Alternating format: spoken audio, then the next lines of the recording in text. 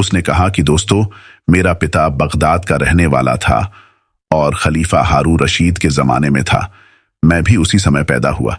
मेरा पिता यद्यपि धनवान तथा बड़े व्यापारियों में गिना जाता था, तथापि वह बहुत ही विलासी और व्यसनी था। इसीलिए व्यापार की ठीक तरह देखभाल नहीं कर पाता था और उसमें काफी गड़बड़ होती थी। जब वह मरा तो मुझे मालूम हुआ कि न जाने कितने लोगों से उसने आर ऋण ले रखा था। मुझे कठिनाई तो बहुत हुई, किंतु मैंने परिश्रम से व्यापार बढ़ाया और धीरे धीरे सारे आर ऋणदाताओं का रुपया वापस कर दिया। अब मैं इत्मीनान से अपनी कपड़े की दुकान पर बैठकर व्यापार किया करता था। एक दिन मैं दुकान पर बैठा था कि एक सुंदरी जो खच्चर पर सवार थी और जिसके आगे एक नौकर और पीछे 2 नौकरानियां चल रही थीं, मेरी दुकान के पास आई।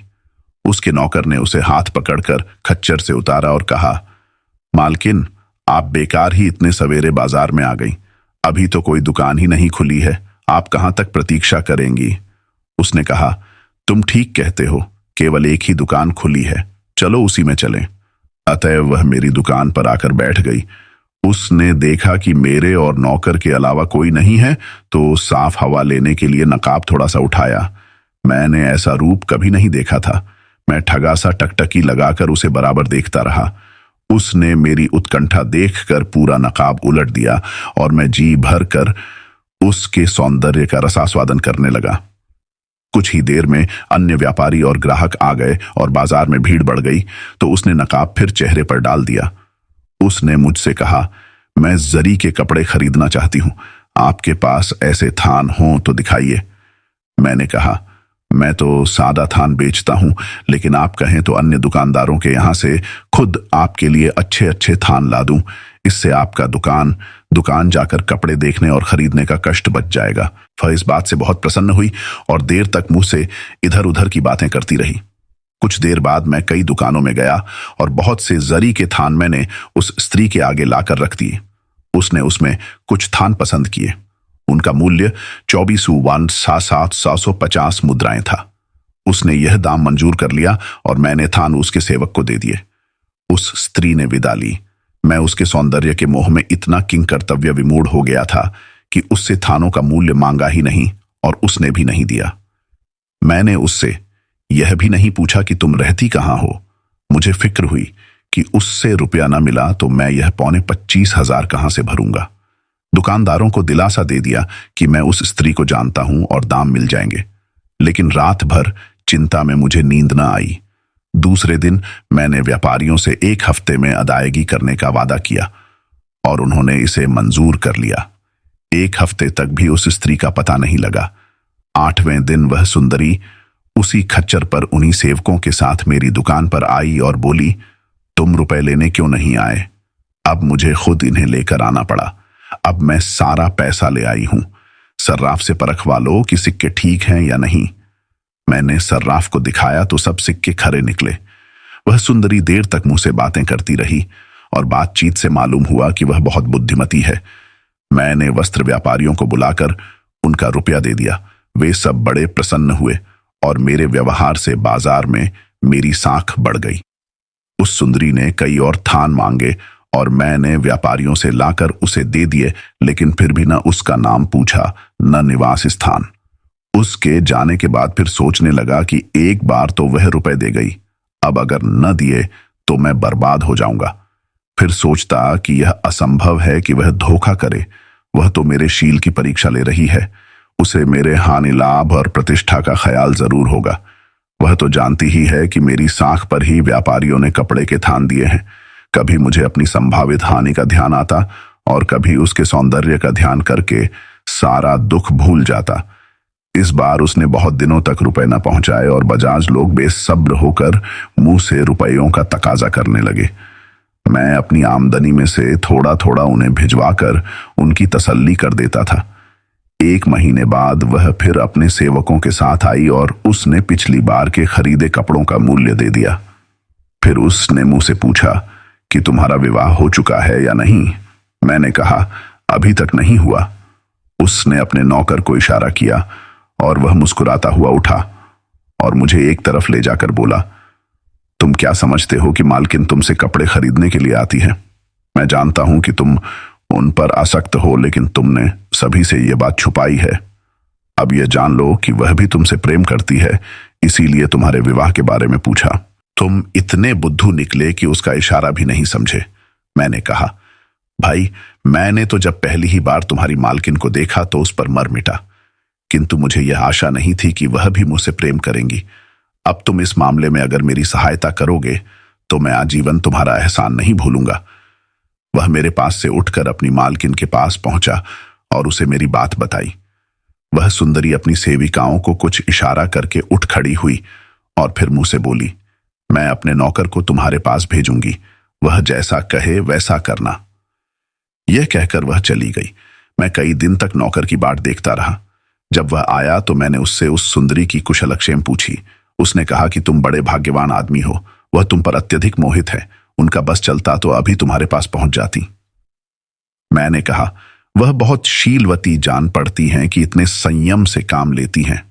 उसने कहा, तुम्हें इसलिए उनके शील पर आश्चर्य हो रहा है कि उन्हें जानते नहीं हो। वह खलीफा हारून रशीद की पत्नी जुबैदा की सहेली है। बीबी उन्हें बहुत प्यार करती हैं। उन्होंने उनके बचपन ही से उन्हें पाला पोसा है। वह जनान खाने की सारी व्यवस्था करती हैं। जुबैदा कई बार उनसे विवाह करने को कह चुकी हैं। अब उसने कहा कि एक व्यापारी है, आप अनुमति दें तो उससे विवाह कर लूं। बीबी ने कहा, अच्छी बात है, लेकिन उस व्यापारी को एक बार देखने के बाद ही मैं शादी के लिए अनुमति दूंगी, इसीलिए मैं तुम्हें लेने आया हूं।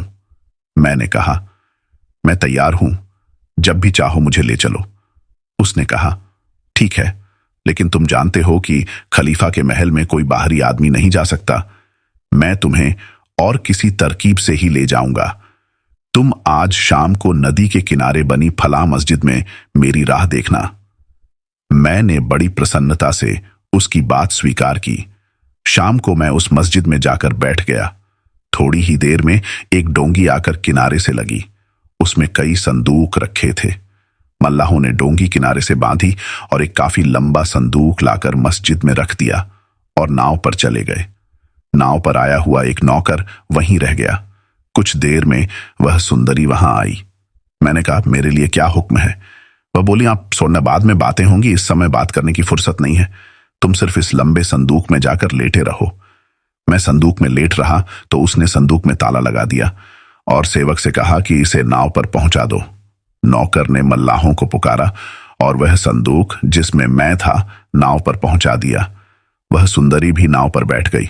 मैं संदूक के अंदर पड़ा पड़ा अपने भाग्य को कोसने लगा कि अच्छी खासी जिंदगी छोड़कर किस मुसीबत में फंस गया। नाव खलीफा के महल के मुख्य द्वार के समीप जा लगी। सारे संदूक द्वार पर पहुंचा दिए गए। द्वारपालों के पास सारी चाबियां थीं और देखे भाले बगैर कोई चीज अंदर नहीं जा सकती थी। प्रधान द्वारपाल उस समय सो रहा था। उसे जगाया गया तो वह बहुत झुंझलाया और कहने लगा कि मैं संदूकों की एक एक चीज देखूंगा। सुंदरी ने चुपचाप अपने नौकरों से कहा कि सारे संदूक द्वारपाल को दिखाए बगैर अंदर ले जाओ। ऐसा न हो कि वह संदूकों को खोलकर देखे और भेद खुल जाए। किंतु द्वारपालों ने ऐसा नहीं होने दिया। वे सारे संदूक प्रधान द्वारपाल के पास ले गए। सबसे पहले वही संदूक रखा जिसमें मैं था। सुंदरी की प्रधान द्वारपाल से बहस होने लगी। मैं इस बहस को सुनकर अंदर ही अंदर सूखा जाता था। यह तो स्पष्ट ही था कि अगर मुझे संदूक में पाया गया तो खलीफा मुझे अवश्य मृत्युदंड देंगे। लेकिन मेरी प्रेमिका ने प्रधान द्वारपाल को संदूक नहीं खोलने दिया। वह बोली, तुम अच्छी तरह जानते हो कि जुबैदा की आज्ञा के बगैर कोई चीज अंदर नहीं ले जाती। इस संदूक में बड़े व्यापारियों से खरीदा हुआ बहुत सा कीमती और नाजुक सामान रखा है। तुम उसे निकालोगे तो वे चीजें टूट फूट जाएंगी। इसके अतिरिक्त एक पतले कांच के घड़े में मक्के से लाया हुआ जमजम का पवित्र जल है। वह कांच का घड़ा अगर टूट गया या अन्य वस्तुएं नष्ट हो गईं तो तुम्हें इसकी जवाबदेही करनी पड़ेगी और जुबैदा के हाथों तुम्हें कठोर दंड मिलेगा। प्रधान द्वारपाल इस बात से डर गया। वह चुप हो गया। सुंदरी ने गुलामों से सारे संदूक अंदर पहुंचाने के लिए कहा और उन्होंने ऐसा ही किया। किंतु अंदर जाकर भी मेरी मुसीबत खत्म नहीं हुई। संदूकों के खुलने के पहले ही अचानक वहां खलीफा आ गया। उसने बहुत से संदूक देखकर पूछा कि इनमें क्या है और न जाने उसे क्या सूझी कि हुक्म दिया कि सारे संदूकों का सामान मुझे दिखाया जाए। सुंदरी ने बड़े बहाने बनाए, लेकिन खलीफा टस से मस न हुआ। विवशतः उसने एक एक संदूक खोलकर दिखाना शुरू किया। मेरा संदूक इस आशा में आखिर तक डटा रहा और उसने अंतिम संदूक, जिसमें मैं बंद था, खोलकर दिखाने का आदेश दिया। मित्रों, आप लोग सोच सकते हैं कि उस समय भय से मेरी क्या दशा हुई होगी। अगर कोई मुझे काटता तो बदन से खून न निकलता, किंतु उस सुंदरी ने बड़ी समझदारी से काम लिया। उसने हाथ जोड़कर कहा, सरकार, इस संदूक के खुलवाने का आग्रह न करें। इसमें जुबैदा के काम की खास चीजें हैं। जुबैदा की अनुमति के बगैर मैं इसे नहीं खोल सकती। खलीफा ने हंसकर कहा, अच्छा, फिर न खोल इसे।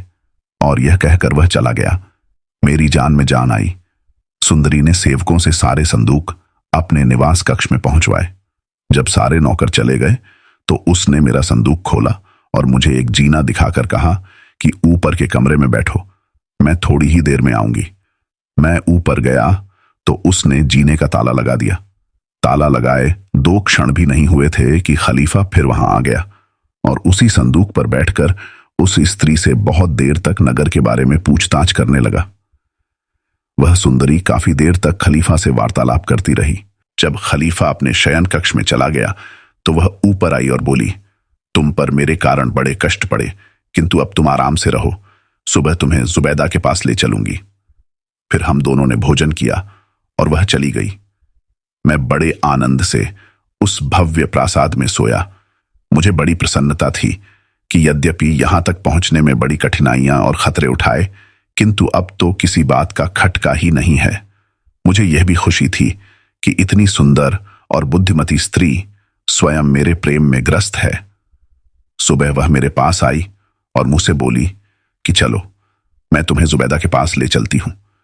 इसके साथ उसने मुझे खलीफा की पत्नी से बातचीत और व्यवहार करने के तौर तरीके भी बताए।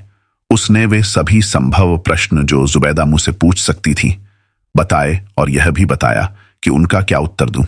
उसने मुझे एक स्थान पर ले जाकर खड़ा कर दिया और कहा कि जुबैदा अपने शयनागार से निकलकर यहीं बैठती है। यह कहकर वह चली गई।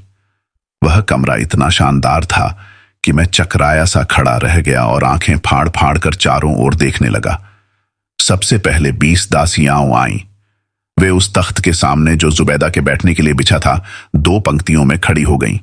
फिर 20 अन्य दासियों के मध्य हंस जैसी चाल से चलती हुई जुबैदा आई और तख्त पर बैठ गई।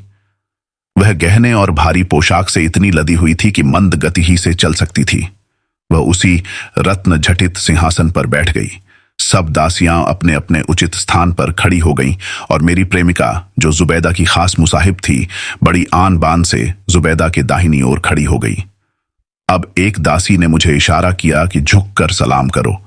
मैंने तख्त के आगे जाकर अपने सिर को इतना झुकाया कि वह जुबैदा के पांव से लग गया। मैं बराबर इसी दशा में रहा और सिर तभी उठाया जब जुबैदा ने मुझसे उठाने के लिए कहा। उसने मेरा नाम, पेशा, कुटुंब आदि आदि के बारे में प्रश्न किए, जिनका मैंने यथोचित उत्तर दिया। जुबैदा मेरी शक्ल सूरत देखकर और मेरी बातें सुनकर प्रसन्न हुई।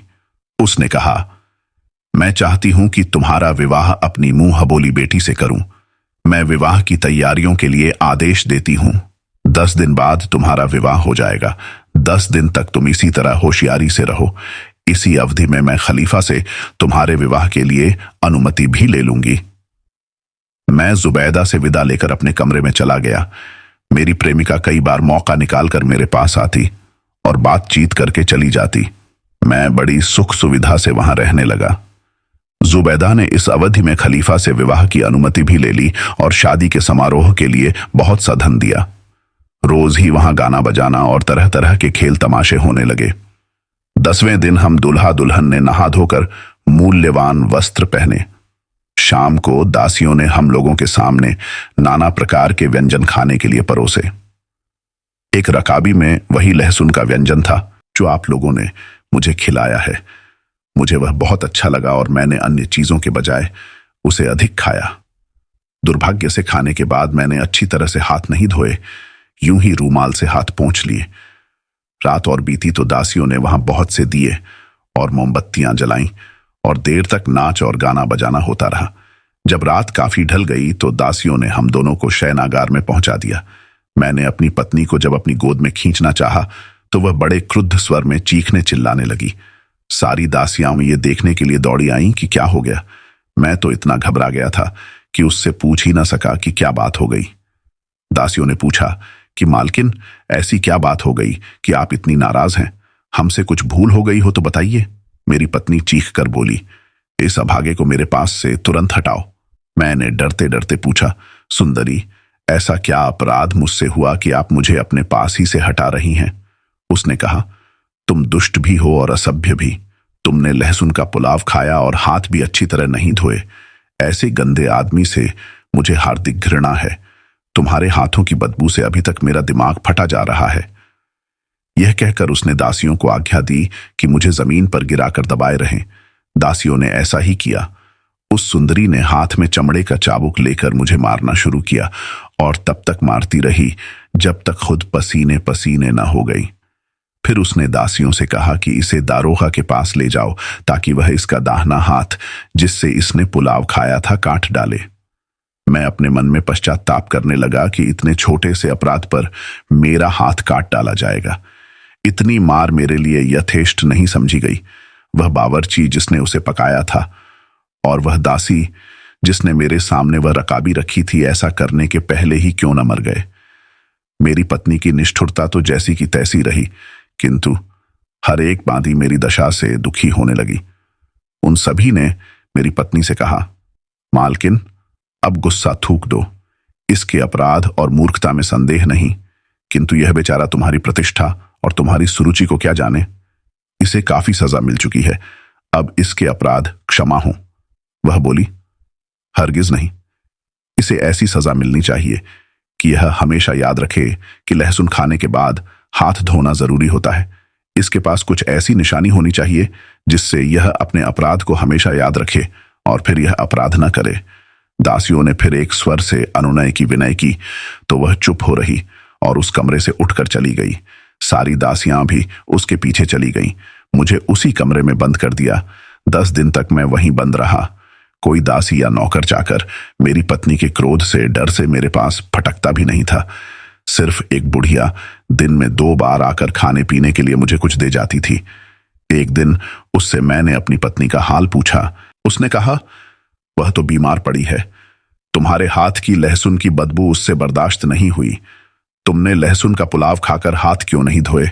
मैंने कहा, अब तो जो हो गया वह हो ही गया। मैं सोचने लगा कि इन स्त्रियों की नजाकत की भी हद नहीं है और क्रोध की भी। फिर भी आश्चर्य यह था कि मेरे मन से उसका प्रेम न गया और मैं उसकी एक झलक पाने के लिए तड़पने लगा। 10 दिन बाद बुढ़िया ने बताया, तुम्हारी पत्नी स्वस्थ हो गई और नहाने के लिए हम्माम को गई है। उसने कहा कि स्नान के बाद वह यहां आएगी। शायद आज न आ सके, लेकिन कल जरूर आएगी। दूसरे दिन वह मेरे पास आई, किंतु उसका क्रोध शांत न हुआ था। वह बोली कि मैं तुझे प्यार करने को नहीं, दंड देने को आई हूं। यह कहकर उसने फिर दासियों को आज्ञा दी कि मुझे जमीन पर गिरा दें। उन्होंने मुझे जमीन पर गिराकर मुझे अच्छी तरह दबा रखा और मेरी निर्दयी पत्नी ने छुरी लेकर मेरे दोनों हाथों और दोनों पांवों के अंगूठे काट डाले। एक दासी ने तुरंत ही किसी विशेष वृक्ष की पिसी हुई जड़ मेरे घावों पर लगा दी, जिससे खून बहना बंद होगा, किंतु पीड़ा के कारण मैं अचेत हो गया। जब मुझे होश आया तो उन्होंने मुझे थोड़ी मदिरा पिलाई, जिससे मेरे शरीर में शक्ति आ गई। मुझे फिर भी अपनी पत्नी की खुशामद करनी ही थी, क्योंकि उसकी कृपा के बगैर मेरी जान न बचती। मैंने उससे कहा कि अब मैं कभी ऐसा दुर्गंधयुक्त भोजन नहीं करूंगा, और करूंगा भी तो 140 बार हाथ धोऊंगा। उसने कहा, फिर मैं भी उस कष्ट को जो तुम्हारे कारण मुझे हुआ है भूल जाऊंगी। अतः हम लोग आनंद पूर्वक पति पत्नी की तरह रहने लगे। किंतु मुझे यह बड़ा कष्ट था कि शाही महल में मुझे छुप कर रहना पड़ता था। मेरी पत्नी मेरे कहे बगैर ही मेरे दुख को समझ गई और उसने एक दिन जुबैदा से यह बात कही तो उसने मेरे अलग घर में रहने के लिए 50,000 अशर्फियां दी। मेरी पत्नी ने मुझे 10,000 अशर्फी देकर कहा कि नगर में कोई अच्छा मकान खरीद लो ताकि हम वहां रहें। मैंने शहर में एक अच्छा मकान खरीदकर उसे बहुमूल्य वस्तुओं से सजाया और कुछ दास दासियां भी मोल लीं। हम दोनों सुखपूर्वक रहने लगे, किंतु कुछ समय के बाद ही मेरी पत्नी बीमार होकर मर गई। मैंने दूसरा विवाह किया, कुछ दिनों के बाद वह स्त्री भी मर गई। फिर मैंने तीसरा विवाह किया, किंतु मेरी तीसरी पत्नी भी काल कवलित हो गई। मैंने विचार किया कि यह घर ही मनहूस है, इसमें रहना नहीं चाहिए। इसके अलावा लगातार 3 पत्नियों की मृत्यु से मैं खिन्न भी था, इसलिए मैं मकान को बेच बाच कर देश विदेश के व्यापार को निकला। पहले फारस गया, वहां से समरकंद पहुंचा और वहां से यहां आया हूं। अनाज के व्यापारी ने यह कहकर बादशाह से पूछा कि कहानी कैसी है। उसने कहा, ईसाई की कहानी से तो अच्छी है, किंतु कुबड़े की कहानी को नहीं पहुंचती। अब यहूदी हकीम ने कहानी शुरू की।